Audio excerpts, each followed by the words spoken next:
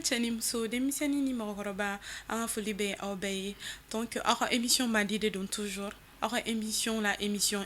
sanbalaɲɔ n tɛ sɛgɛn k'a fɔ aw ye donc ni wagati in na aw sɔgɔlen don mali kunnafoni point net de la donc bi an bɛna émission dumanba de kɛ aw yɛrɛ b'a dɔn an bɔra seli la ka ban an b'a fɔ aw sanbe ala ka san caman yira an na bi invité dɔ bɛ n bolo bi ta in tɛna nɔgɔya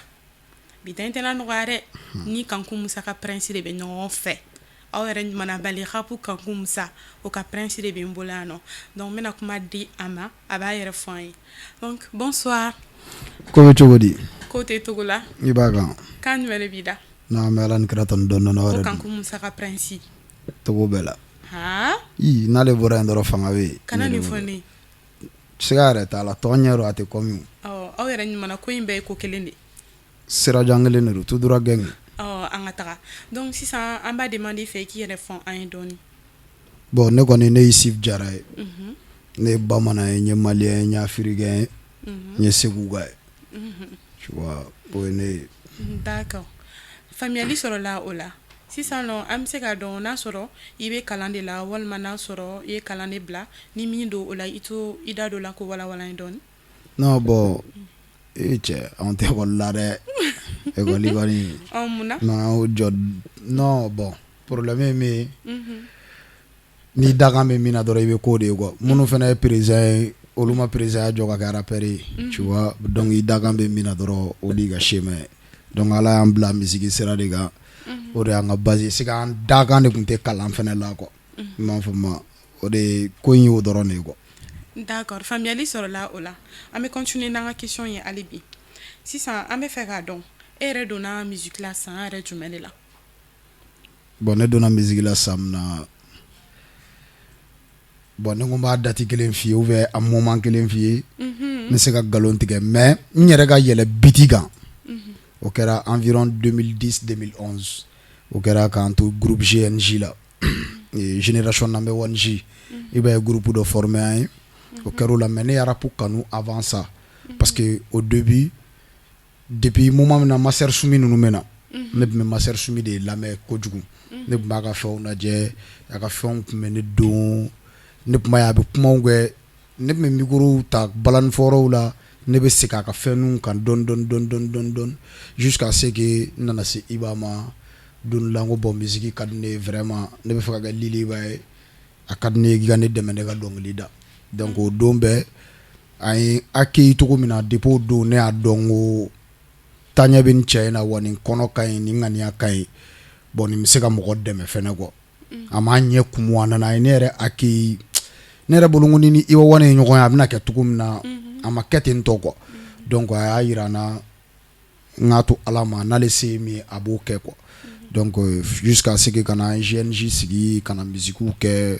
voilà daminɛla ten ne. D'accord faamuyali sɔrɔla o la an balimaw aw yɛrɛ y'a ye a bɔra ka ɲɛfɔli kɛ j'espère que ne ni aw an bɛɛ ye faamuyali sɔrɔ o ko la toujours an bɛ continuer n'an ka ko ye hali bi Lil Iba voilà sisan an bɛ fɛ k'a dɔn pourquoi Lil Iba même munna rappeur ka ca Mali kɔnɔna la munna i y'a kanu de ka kɛ Lil Iba ye i bɛ se k'i da don la k'o walawala yan. Bon ne y'a kanu ko min na ka kɛ Lil Iba ye parce que diɲɛ kɔnɔ kuma bɛɛ b'o yɔrɔ in de la n'ala ye sira min d'i ma k'i bɛ taa o kan i bɛ taa o de kan tu vois sinon au début ne kun y'a daminɛ ni Master Sumi de mais je vois que ala y'a latigɛ ko ni Iba de bɛ ɲɔgɔn ne ni Iba de bɛ ɲɔgɔn dɔn Lil Iba ya in kun bɛ ne dakan de la bon i bɛ kɛ Lil Iba ye i bɛ tɔgɔ sɔrɔ a bɛ se ka kɛ ne dakan yɛrɛ la fana ni Lil Iba ya kun tɛ ne tun bɛ tɔgɔ sɔrɔ tu vois o bɛɛ fɔlɔlen don ala la mais Lil Iba ala de sɔnn'o ma o kɛra wa ne b'o de minɛ n bɛ continuer de hali ne kɛra Michael Jackson ye don min avec Lil Iba Titi den de bɛ na quoi Titi den bɛ na mais ne ye Lil Iba de toujours parce que ne ni Iba ye ɲɔgɔn ka sɔrɔ hali ne ye Michael ye sini ne bɛ majigin a ye de k'a yira la ko in daminɛla e de la quoi bon ko in ye e de ye fɔlɔ donc Lil Iba yɛrɛ ye o de mais Lil Iba tɛ k'a fɔ fɛnɛ k'i tɛ se ka ko ɲɛnabɔ i yɛrɛ ye dɛ Lil caman tun bɛ olu taara dɛ Lil min ye san caman k'a la ala ni kira barika la fo ka se bi ma tɔw la gosili tɛ mais Lil tɛ yen bi ne de bɛ yen ne de y'a teni ka ko bɛɛ kɛ sinon Lil kun ka ca tu vois donc ne de b'an b'a ka baara kɛ ka fɛnw kɛ k'a yira n ka artiste la hali n'i tɛ sini ka relève c'est Ara Sire hali ni iba te hali ni iba rapu bila bi ne bɛ se ka gilajaw maintenir fo ka se n saya ma ala ni kira barika la quoi. Ayiwa ne balima o tɛ tɛmɛ nin kan dɛ Lili ba kumara a ko hali ni mali rapu kan kun musaya bila comme ale prince ye ko lui il va continuer avec le rap jusqu'à sa mort i m'o de fɔ faamuyali sɔrɔla o ko la donc Lili Iba kuma ɲɛna an bɛ continuer hali bi sisan Lili Iba komi aw yɛrɛ bɛ groupe dɔ la déjà Time Glaja i bɛ se k'i da don o la k'o walawala dɔɔni wa. Team Glaja boy n'a fɔ e mago bɛ yɔrɔ jumɛn na o ka walawala. Genre Team Glaja yɛrɛ sigilen bɛ mun kama u ko k'u bɛ aw denmisɛnninw de dɛmɛ voilà aw minnu bɛ yen nɔ k'u b'a aw de dɛmɛ donc i bɛ se k'i da don o la ko a kɔnɔ ko dɔrɔn k'a walawala ye dɔɔni quoi. Bon Team Glaja yɛrɛ ye min ye dɔrɔn Team Glaja ye ɲɔgɔn faamuya bɛn kelenya ani an bɛɛ kelen Team Glaja bɛ olu de kan tu vois ni min kungo bɛ bɛɛ bɛ jɛ k'o kɛ i b'a mun yɛrɛ an bɛɛ ɲɛmɔgɔ ye o bɛ jɛ ka an bilasira ni fɛn min bɛ a b'an guider et puis tout an bɛnnen don an bɛɛ ye kelen an ye fɛn an n t'a dɔn ma c'est la famille quoi en un mot quoi donc Team Glaja sigilen don bɛɛ de kama anw tɛ dɛ ko k'a fɔ k'anw de bɛ ka dɛmɛ ou bien fɛn o tɛ dɛ Team Glaja bɛ bɛɛ de kama mɔgɔ o mɔgɔ k'i bɛ fɛ ka dɛmɛ Team Glaja bɛ i kama tu vois n'i y'an dɔn i dɔ ye an b'i dɔn an dɔ ye n'i m'an dɔn i dɔ ye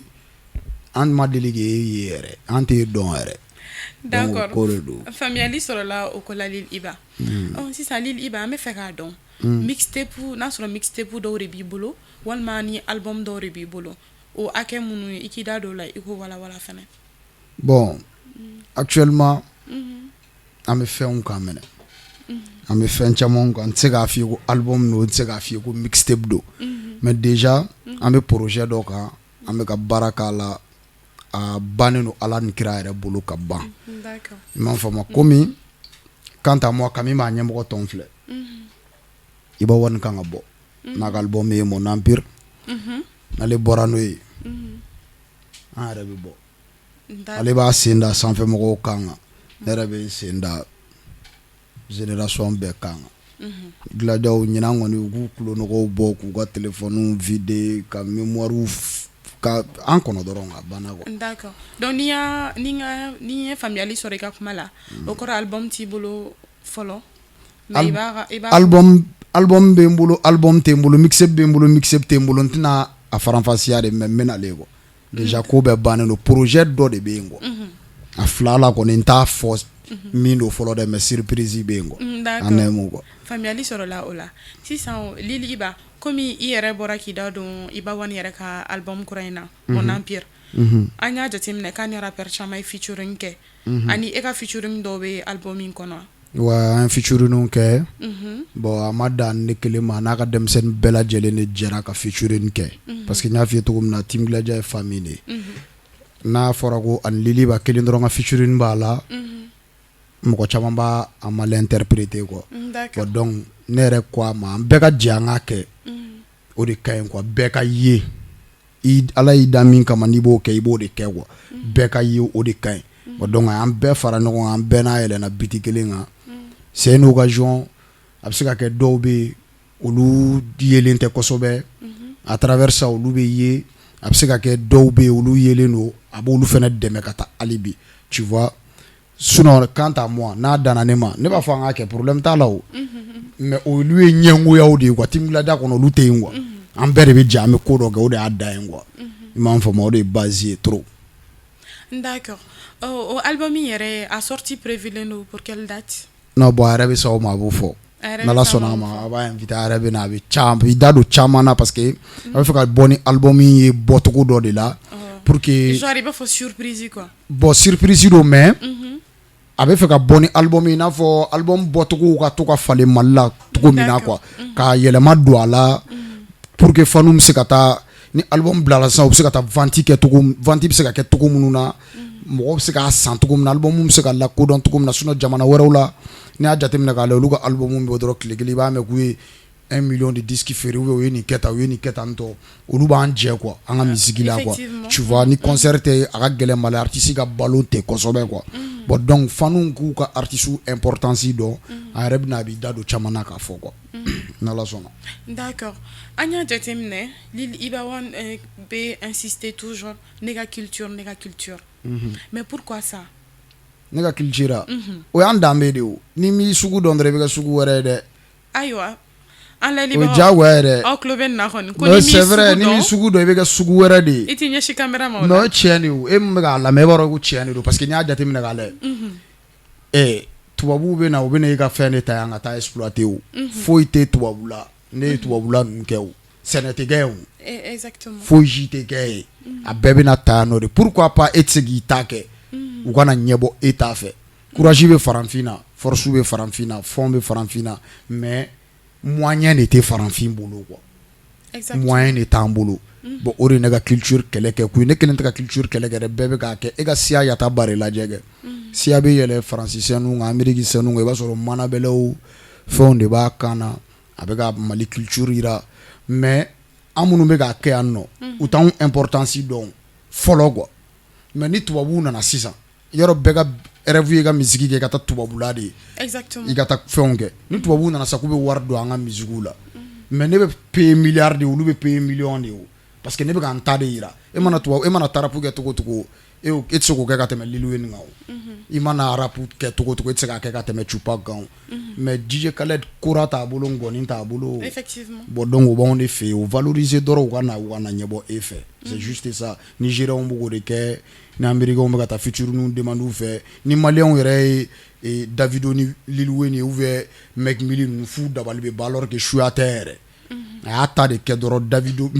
Meek Mill nagalen don a t'a la dɔrɔn Lil Wayne dabali bannen don a t'a la tu vois ne fana i ka kora n'i ka gɔni bila en valeur k'i ka jɛmaw bila en valeur k'i ka tamaninw bila en valeur mais DJ Khaled b'a fɔ ko nin t'ale ka machine kɔnɔ o parce que olu ta ye logiciel la an ta ye kɛnɛ kan de ye quoi donc i t'a bila en valeur i ka valeur don i yɛrɛ la hali n'i bɛ rap kɛ i ka instrument utiliser a la mɔgɔw mana lamɛn u bɛ joie c'est juste ça quoi. D'accord. Et Lil Iba pour que an wala wala an tɛ jeu dɔɔni min pour que voix yɛrɛ bɛ se ka na. bon a cɛ an kɔni an b'a a bɛ se k'i kan kɔnɔna fɛnɛ bɔ ɲɔgɔn na dɔɔni. problème t'a la o tɛ ko in fɛn yɛrɛ mana petit k'i ma haram t'a la. donc an bɛ tɛmɛ ni an ka ko ye hali bi. et Lil Iba bɛɛ b'a dɔn rap man nɔgɔn. surtout n'i bɛ don a la parents caman bɛ olu t'a accepter. an bɛ fɛ k'a dɔn e olu gɛlɛya sugu sɔrɔ i dontɔla musique la a ma kɛ problème min ma famille yɛrɛ kɔnɔna la. non bon ma kɛ problème ne ma famille kɔnɔ parce que ne ba yan fan bɛɛ ye artiste de o bɛɛ ye star de tu vois donc ne dontɔ a la n fa ko ma n'i ka hɛrɛ b'a la ala k'a ɲɛ i ye n ba ko ma n'i ka hɛrɛ b'a la ala ni kira k'a ɲɛ i ye o kuma bɛ n kunna fo bi ne ye fɛn fɛn sɔrɔ fɛnɛ ni olu ni n balimaw de t'a don musique la donc parents minnu bɛ yen bɛɛ ka faamuyali kɛ quoi bɛɛ mɔgɔ tɛ se k'i den da kan bali quoi ou bien i tɛ se ka mɔgɔ wɛrɛ da kan bali n'i den ka hɛrɛ bɛ min na dugawu k'a ye i k'a dɛmɛ o kan n'ala y'a reçu don min e de fɔlɔ ta ye a nafa ye donc ne parents kɔni ma gɛlɛyaba kɛ ne la o ko ninnu na quoi. sisan nɔ an bɛ fɛ i k'i da don musique yɛrɛ kɔnɔna gɛlɛyaw la e ye gɛlɛya minnu sɔrɔ o la. i ya musique kɔnɔ ne sɛgɛnna dɛ. i t'i da don o la i ka dɔɔni wala wala. cɛ est ce que k'a daminɛ Mɛnɛkura fo Tomɔrɔbugu ninnu cɛ est ce que a gabakuruw bɛɛ t'anw dɔn tagama ninnu na cɛ ne mɛnna tagama la koyi ye yan Tomɔrɔbugu cɛ ne bɛ se ka Mɛnɛkura ni Tomɔrɔbugu kɛ siɲɛ 3 tile kɔnɔ n sen na n bɛ taa n bɛ na n tɛ sɛgɛn yɛrɛ ni ko tellement que a sera moment dɔ la n degera a la ni ko k'i bɛ n ta ka taa ni ye moto yɛrɛ la n b'a f'i ye n k'a ka ɲi parce que a bɛ n kunna n sen ka teli ne ka moto ye quoi tellement que n bɛ taa tu vois bon n nana n t'o la ala ni kira barika la courage fɛn musique yɛrɛ ye courage de ye quoi ne mot quoi n b'olu bɛɛ kɛ en 2012 ni b'a taara tournée dɔ la Orange tournée la an bɛ tournée la Keɲeba a ye ne lawuli ka bɔ sunɔgɔ la sɔgɔmada fɛ dɔrɔn ko ne ka n ba ka numéro d'a ma ne ye n ba ka numéro d'a ma a ko ne ba ma ko ne ba ka n kɔrɔkɛ bila ka taa suguba kɔnɔ k'ale ye moto san ne ye ko o ka taa o ta quoi ne dabali banna quoi ne dabali banna mais o don fɛnɛ a kelen k'o kɛ ne ko ne bɛ n sen na mais ne ye moto sɔrɔ musique la c'est que ne bɛ se ka mobili sɔrɔ musique la quoi ne ye mobili sɔrɔ musique la bon ne ka rêve ye san ka avion de sɔrɔ quoi siga t'a la dɛ. donc sisan i ka kuma b'a jira malgré que e galéré la musique kɔnɔ sisan alhamdulillah a ye nafa caman s'i ma. bon alhamdulillah a ye nafa caman se ma n bɛ se k'o fɔ parce que mɔgɔw b'i bonya ane mo yɛrɛ mani yɛrɛ bonya fɛnɛ mɔgɔw b'i bonya n respectelen don n ye koba k'a kɔnɔ n yalala kɔnɔ n ye diɲɛ fan caman yala misiki de don quoi bon ala ni kɛra barika la n ye fɛn caman sɔrɔ misiki de don bi hali ne yɛrɛ bɛ yɔrɔ min na misiki de don ni ne nin kɛnɛ n yɛrɛ fɛnɛ kan dɔrɔn misiki de don quoi voilà o fɛnɛ tiɲɛ sisan nɔ Lil Iba an bɛ fɛ i k'i kan fili n'i ka morceau ni partie fitinin ye voilà o ka di fanu ye trop morceau awɔ i ka morceau min yɛrɛ ka di i yɛrɛ ye i bɛ sina k'i kan fili n'o o ye ten tɔ a cappella nin dɔ quoi a cappella dɔ awɔ problème t'a la k'i mana dɔw sɔrɔ dingɛ kɔnɔ negesi jo k'olu b'u yɛrɛ kɛ gɛngsa ye i mana dɔw sɔrɔ ŋaɲa kɔnɔ negesi jo k'olu b'u yɛrɛ kɛ gɛngsa ye i mana dɔw sɔrɔ bɔlɔn kɔnɔ negesi jo k'olu b'u yɛrɛ kɛ gɛngsa ye i mana dɔw sɔrɔ ghetto kɔnɔ negesi jo olu b'u yɛrɛ kɛ gɛngsa ye yan de ye favela ye maame yan de ye favela ye ko yan de ye luta ye yan de ye favela ye o jara trop mais Lil Iba sisan nɔ n y'a jateminɛ i ka dɔnkiliw la a bɛ n'a fɔ i bɛ traditionnel ni moderne de ɲagami voilà pourquoi o style ka di e traditionnel ka moderne ɲagami a la bon exactement o ka di ne min na o bɛɛ y'o kelen de ye quoi juste dɔrɔn ka n ka culture valoriser k'a yira ne bɔra yɔrɔ min na yen ne y'a dan ye ne b'o de yira chaque fois quoi o de ye ne ka beat ye o de ye ne ka objectif ye mais actuellement n y'a f'i ye n ko projet min bɛ sen na n k'a bɛna ale ni Iba bɔra n bɛ don o projet ma ɲi dɛ o tɛ mais i bɛ se k'i da don o la ka o projet nin na ka fitinin dɔrɔn fɔ an ye o ma ɲi ni mɔgɔw de ɲɛ f'i ye ta o ma ɲi dɛ o kɔni pa o ma ɲi parce que ne de b'a kɛ fɔlɔ quoi a bɛ sɔrɔ ka ladege quoi n'i y'a jateminɛ k'a lajɛ Mali rap kɔnɔ ne de nana ni n ka propre style taradi tarapu ne de nana n'a ye Tradi trap o de culture basé tradi trap i m'a faamu ka tradi kɛ trapu ye i m'a faamu ne de nana ni o ye mais ni zen bɛ ka na ni concept kura de ye tuguni min tɛ tradi trapu fɛnɛ parce que ne de b'a kɛ fɔlɔ ne de b'a créer quoi bon donc projet min bɛ ka na ɲinan problème n'o dɛ ayiwa an balimaw i bɔra ka Lil Iba Wan ka nin kuma lamɛn a ko ko projet baw bɛ ka nalen donc an sigilen don an bɛna makɔnɔ n'o kɛra min ye n'Ala sɔnna ma aw ni anw an bɛ bɔ o kalama Lil Iba an bɛ ɲɔgɔn bolo hali bi voilà sisan Lil Iba an b'a ye denmisɛnnin caman bɛ yen nɔ olu ɲɛ bɛ genre rappeurs la u bɛ mobili ɲɛnamaw kɔnɔ voilà u lakodɔnnen don ils sont sur les réseaux sociaux olu fana bɛ fɛ ka don rap la ten sans chercher à comprendre et puis dɔw yɛrɛ bolo rap ye débauche kɛ yɔrɔw de ye n bɛ don n bɛ excitant tan n bɛ nin kɛ tan n bɛ nin kɛ tan tɔ voilà sisan an bɛ fɛ i ka conseil global dɔ di aux jeunes ma cogo min na u bɛ se ka bɔ erreur la bon moment bɛɛ fɛnɛ n'a kuma de don quoi tu vois n'i y'a jateminɛ k'a lajɛ tatapɔ ninnu bɛ rap la moment min na Iba ninnu bɛ na a la moment min na o n'anw fɛnɛ nana moment min na o tɛ kelen tu vois anw nana a kɔnɔ moment min na an ta tɛ gulɔ min ko ou bien fɛn ko ye quoi tu vois an nana ka don a la de an bɛ se ka fɛn sɔrɔ a la cogo min na n'an kɔni ɲana kɔni k'an ka diɲɛlatigɛ fɛn bɛɛ to yen nin kama kɔni an b'a kɛ de f'an ka nɔ bɔ a la bon donc san actuellement n'i y'a jateminɛ k'a lajɛ dɔnkili lamɛnla caman de bɛ ka kɛ dɔnkilidala ye o ye mun ye i b'a sɔrɔ ne bɛ k'a fɔ n ka dɔnkili kɔnɔ de ko nin bɛ kɛ ne bɛ nin de kɛ o ka d'o tigi ye o b'o lajɛ k'o ladege quoi tu vois misiki ye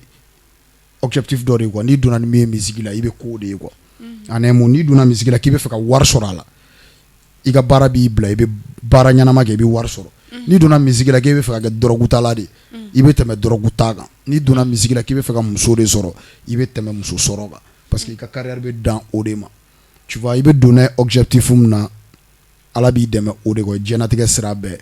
minnu bɛ don a la excitant ni fɛnw kama fɛnɛ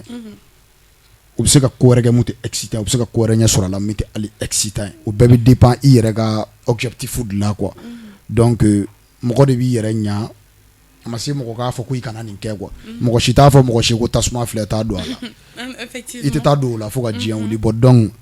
kangarida de b'a to hadamaden bɛ jama quoi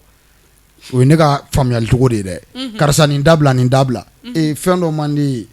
ne y'a dɔn min man di ye ne b'o de kɛ dusu ka bɔ donc togo o togo e tɛ se k'a fɔ ne ko ne ka taa don tasuma la ko ne bɛ tagama ka taa don tasuma la parce que ne b'a dɔn k'o ka kalan n'i donn'o la o bɛ n jeni bon donc n'i yɛrɛ b'a dɔn i bɛ don musique la ni sira min donna ye n'o sira ye Ala b'i dɛmɛ o de kan dɔrɔgu to yen musoko to yen nin bɛɛ bɛ musique kɔnɔ i bɛ nin bɛɛ sɔrɔ fu n'i donna n'a ye k'i bɛ fɛ ka wari sɔrɔ i bɛ wari sɔrɔ ka fɛn bɛɛ kɛ f'i tɛ dɔrɔgu san i tɛ muso san i tɛ foyi san o bɛɛ bɛ n'u yɛrɛ donc a kɛ n'i ka objectif ye k'i fa n'i ba bɔ nɔgɔ la dɔrɔn a banna. D'accord. Ayiwa an layɛlibagaw ne hakili la aw ni ne an ye faamuyali caman sɔrɔ Lili Iba ka nin conseil la a ko denmisɛnniya tɛ mɔgɔ tiɲɛ wa rap tɛ débauche kɛyɔrɔ ye n'i donna rap la n'i y'a ta ka ɲa i b'i sago sɔrɔ j'espère que i ka kuma b'o de yira n yɔrɔ voilà sisan Lili Iba an bɛ tɛmɛ ni an ka ko ye hali bi an ka question dɔ bɛ nalen Lili Iba sisan an bɛ fɛ k'a dɔn mun yɛrɛ de ka di e yɛrɛ Lili Iba Wani ye diɲɛ kɔnɔ. N ba ne bɛ n ba de fɛ ni fɛn bɛɛ ne ba de ka di n diɲɛlatigɛ fɛn bɛɛ ni diɲɛlatigɛ fɛn bɛɛ fɛn yɛrɛ tɛ ale yɛrɛ ni foyi tɛ comparer yɛrɛ an kana fɔ ko fɛn bɛɛ an k'o kuma yɛrɛ bila ale ni foyi tɛ comparer. D'accord sisan nɔ mun yɛrɛ ka gon i ye ni diɲɛlatigɛ fɛn bɛɛ fɛn min ka gon ne yan o ye nkalontigɛ de a mana gɛlɛya cogo cogo a fɔ quoi a mana gɛlɛya cogo cogo tiɲɛ fɔ hali n'a sɔrɔ ne kan ka mugu de ci la dɔrɔn tiɲɛ fɔ quoi karisa ne de ye nin kɛ ne de ye nin kɛ a bɛ ba in de o foyi tɛ bɔ a la o kɔ ala yɛrɛ b'i dɛmɛ a bɛ ba in quoi donc o dɔrɔn de man ne ye. D'accord sisan nɔ an bɛ fɛ k'a dɔn n'a sɔrɔ Lili Iba furulen de don walima n'a sɔrɔ tu es toujours célibataire i k'i da don o fana na i k'o walawala. Non ne ye célibataire de ye célibataire dan. Mais comment ça. Non bon ne ye célibataire de ye mais ni ala ye ko nɔgɔyali bi an bɛ musow furu an bɛ ko caman kɛ n'ala sɔnna a ma. Donc foyi tɛ yen. Foyi tɛ yen cogo di i n'a fɔ furuko ninnu bɛ fɛn na. ayi furuko yɛrɛ tɛ hali fɛn dɔw fana tɛ kɛrɛfɛ ko bɛ yen. ayi mais maliyɛn bɛɛ b'a dɔn ko den bɛ ne bolo togo togo olu kow bɛ yen mais olu tɛ plateau sanfɛ barow ye quoi avec l'état olu ye ne ka vie personnelle ye olu bɛ na quoi n'ala sɔnna voilà an balimaw ni ne tun bɛ an bolo k'a yira aw la Lili Iba tun bɛ yan nɔ komi n y'a fɔ a ye cogo min na Kanku Musa Mali rap Kanku Musa ale ka prince an n'a bɔra ka baro caman kɛ j'espère que bɛɛ bɛ n'i ka tata tɔmɔ ni baro la donc an b'a fɔ n'ala sɔnna ma aw kan bɛn aw bye bye. Cigiza.